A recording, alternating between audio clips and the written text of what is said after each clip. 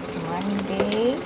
Mag-prepare naman tayo ng ating menu for dinner. Ngayong gabi. Ito po yung spare ribs. Marinate ko na siya para mamayang gabi. Steam na lang siya. Steam ito, marinate ko na sa soy sauce, oyster sauce, black beans, with garlic, sugar, and then oil. Tapos konting chicken powder. Marinate ko siya para mamayang gabi. Steam ko na lang siya. Steam ito for 15 minutes. Ready na yan siya. Marinate. Hinugasan ko ito muna yung yung spare ribs. Hinugasan ko siya sa pilso ko muna sa asin na may cornstarch sa tubig. Then after 30 minutes hinugasan ko, and then i-marinate. Pig-dry ko siya bago i-marinate para hindi siya magtubig.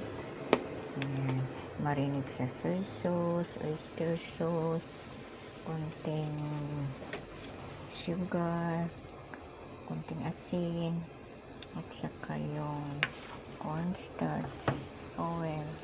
Yun na po siya. Yan, ready na po yan mamayang gabi. Spinach with black beans.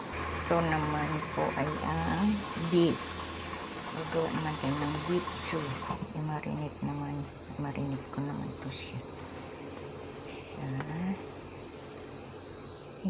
I-glance ko muna ito, yung beef. Tapos, i-dry. Niwa ko siya ng ganyan kalalaki. Tapos, i-dry ko siya bago ko siya i-marinate. Haluin na natin siya.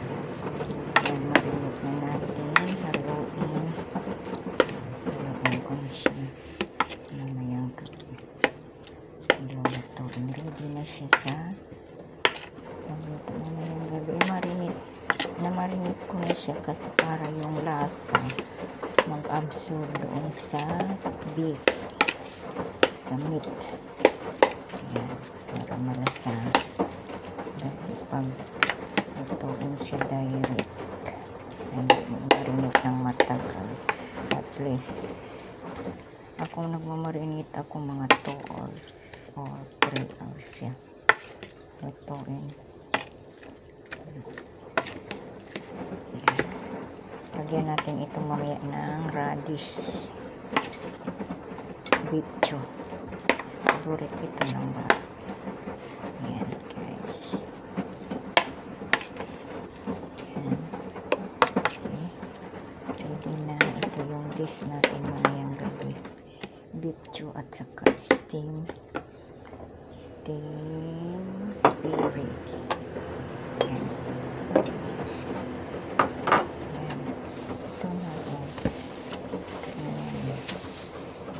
Silang dalawa. Yan, ito ang beef. Ito naman ang spare. Ready na po mamayang gabi. Steam spare ribs, and then chew beef chew. Ito, lagyan ko siya ng radish mamaya ang ihalo ko dyan.